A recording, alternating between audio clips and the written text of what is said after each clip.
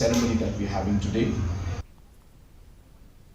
The MLA of Mawkynrew constituency, Banteidor, Lyngdoh, held a meeting with the farmers and village leaders from the area to discuss the issue of the farmers, especially the price for broomstick that has dropped from Rs 130 per kilo to Rs 30 per kilo. Hundreds of farmers attended the meeting along with the village leaders, where they expressed their concerns about the low price of broomstick.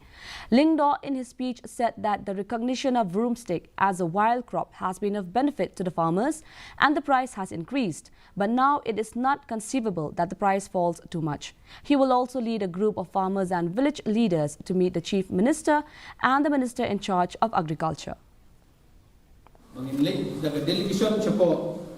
Chief Minister, but in late lang ba kinongran? Kaya kalau yang kata, kalau saya ini kami sama-sama kamu tu memang kuat berkiu doa. In celebration of its 10th anniversary,